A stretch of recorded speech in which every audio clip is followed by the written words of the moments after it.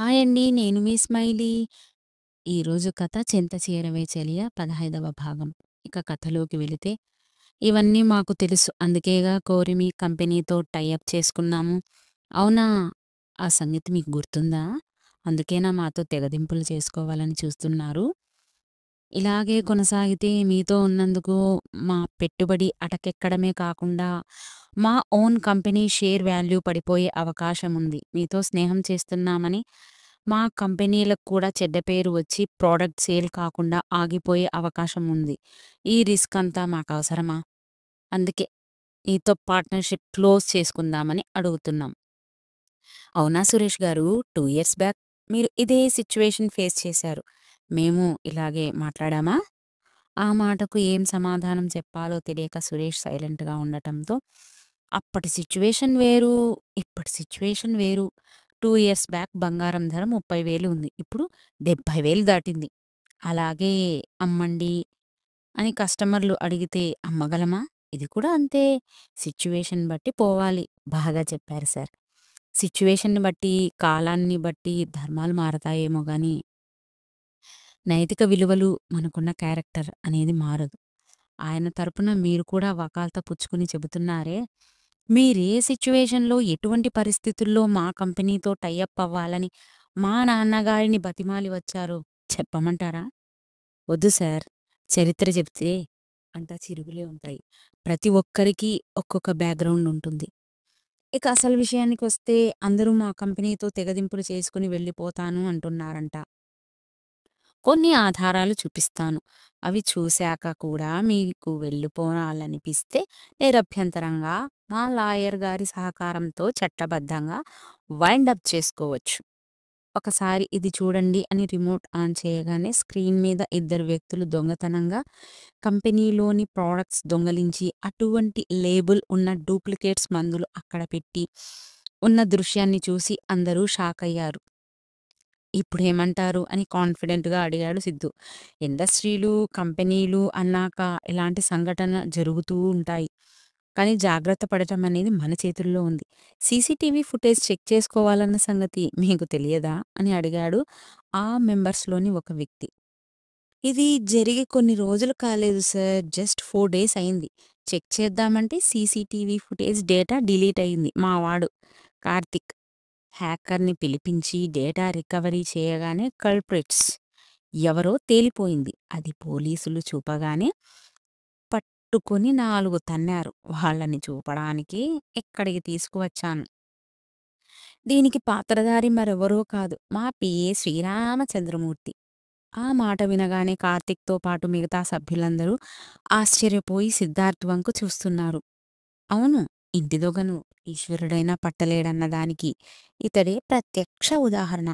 అతి వినయం ధూర్త లక్షణమని వేరే సిమ్ ద్వారా కాంటాక్ట్ అయ్యి మనుషుల్ని ఏర్పాటు చేయడం, ఫ్రాడ్ ప్రొడక్ట్స్ పెట్టించి టెడ్‌బేరు రావటానికి ట్రై చేయటం, ఇది చాలదని మా అపోనెంట్ కంపెనీతో చేతులు కలపడం, ఫార్మాలో మత్తు డోసేజ్ పెంచి టాబ్లెట్స్ అండ్ మెడిసిన్స్ తయారు చేస్తున్నామని రూమర్స్ స్ప్రెడ్ చేయటం, ఇంకా సిమెంట్ ఇండస్ట్రీకి సంబంధించిన కన్‌స్ట్రక్షన్స్ డీలింగ్ రావు. అందుకని షేర్స్‌లో ఇన్వెస్ట్‌మెంట్ పెట్టి అనవసరం అని పుకార్లు లేపడం.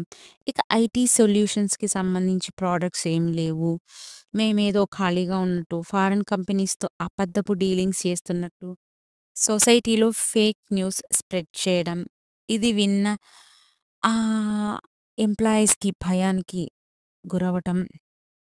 కంపెనీలో చేరటానికి కొత్త వ్యక్తులకి ఆసక్తి లేకపోవడం, ఉన్న ఎంప్లాయీస్ జాబులు ఊడిపోతాయేమోని భయపడటం.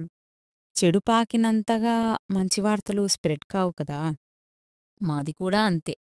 ఇటువంటివి ఎన్నో దాటుకుంటూ వచ్చిన వాళ్ళం. సముద్రంలో గులకరాయి లాంటి సమస్యలకు భయపడతామా? సమస్య ఇది. ఈ న్యూస్‌ని అన్ని న్యూస్ ఛానల్స్‌కు పంపించేశాను. ఒక్క మా పిఏ విషయం తప్ప. ఎందుకంటే అది మా మిస్టేక్ అవుతుంది కదా! రాత్రి వచ్చే న్యూస్‌ని చూసిన జనాలు అభిప్రాయాలు మారిపోతాయి. ఎలా అంటావా? రాత్రికి రాత్రే ప్రభుత్వాలు పడిపోయిన దేశం మనది.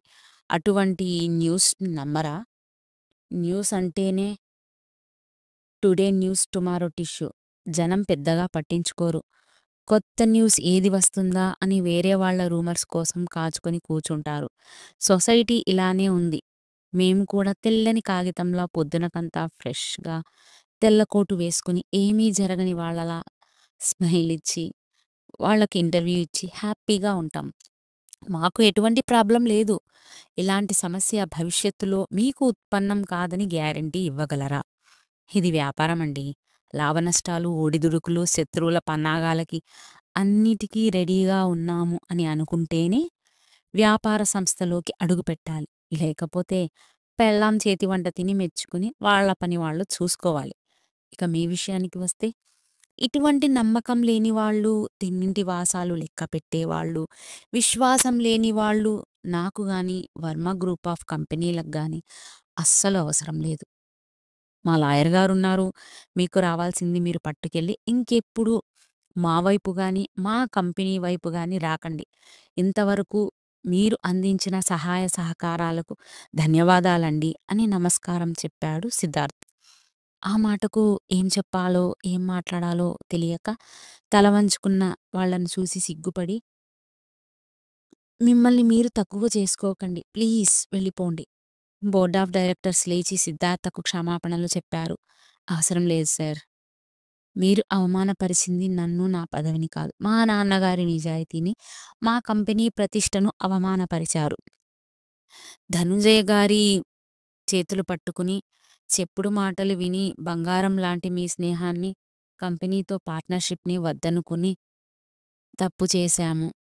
మమ్మల్ని క్షమించండి వర్మగారు అని దీనంగా అడిగారు. ఇటువంటి ఒడిదుడుకులు మనం ఎదురీదనిది కాదు, దాటి రానివి కాదు. బట్ ఎదుటి వాళ్ళ సిట్యుయేషన్ కూడా అర్థం చేసుకొని బిహేవ్ చేస్తే బావుంటుంది. ఇటువంటి సిట్యుయేషన్ మీకు వస్తే మేము కూడా అలా బిహేవ్ చేస్తే ఎలా ఉంటుందో కాస్త ఆలోచించండి. అంతేకానీ మిమ్మల్ని పిలిపించి అందరిలో అవమానపరచాలని ఉద్దేశం నాకు గాని, నా కొడుకుకి గాని ఏమాత్రం లేదు. మీరు అంతగా బతిమాలాల్సిన అవసరం లేదు.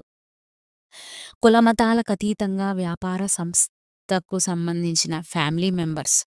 కాబట్టి హ్యాపీగా డిన్నర్ చేద్దాం. ఈ హ్యాపీ మూమెంట్‌ని ఎంజాయ్ చేద్దాం పదండి అని కొడుకు ఏర్పాటు చేసిన డిన్నర్‌కి బోర్డ్ ఆఫ్ మెంబర్స్‌ని, పార్ట్నర్స్‌ని తీసుకువెళ్ళాడు ధనంజయ వర్మ. వచ్చిన వాళ్ళు ప్రేమతో ఆలింగనం చేసుకుని, సింహం లాంటి కొడుకును కన్నావని అతన్ని అభినందించి, వయసులో చిన్నవాడివైనా మంచి గుణపాఠం చెప్పావు. ఇటువంటి సంఘటనలు కూడా అప్పుడప్పుడు జరుగుతూ ఉండాలి. అప్పుడే మనుషుల మీద విశ్వాసం బలపడటానికి దోహదపడుతుందని సిద్ధును అభినందించి ధనంజయ వర్మతో వెళ్ళిపోయారు. మంచినీళ్లు గటగటా తాగుతున్న కార్తీక్‌ని చూసి, అరే చిన్నగా తాగు, పొలమారిందంటే సచ్చూరుకుంటావు ఎదవ. మంచినీళ్లు తాగి కుర్చీలో కూలబడి అంతా బాగుంది గానీ, ఈ పిఏ గాడే ఆ దొంగ వెధవ అని ఎలా కనిపెట్టావురా? చైర్‌లో కూర్చుని, కాలు మీద కాలు వేసుకుని, అన్నీ మేనేజ్ చేసిన మన శ్రీరామచంద్రమూర్తి గారు ఇంటి రిజిస్ట్రేషన్ సంగతి మర్చిపోయినట్టున్నారు అని ఈవిల్ స్మైల్‌తో సమాధానం చెప్పాడు సిద్ధార్థ్. పిఏనే దొంగ వెధవ అని సిద్ధార్థ్ ఎలా కనిపెట్టాడో తెలియాలంటే నెక్స్ట్ ఎపిసోడ్ వరకు వెయిట్ చేయాల్సిందే. ఉత్కంఠభరితంగా, మరోవైపు రొమాంటిక్‌గా సాగే ఈ కథను విని ఆదరిస్తారని కోరుకుంటున్నాను. మీకు నెక్స్ట్ ఎపిసోడ్ నోటిఫికేషన్స్ రావాలంటే పక్కనే ఉన్న బెల్ ఐకాన్‌ని క్లిక్ చేయండి. ప్లీజ్ లైక్ చేయండి, షేర్ చేయండి, సబ్స్క్రైబ్ చేయండి. Thank you so much. Bye buddies.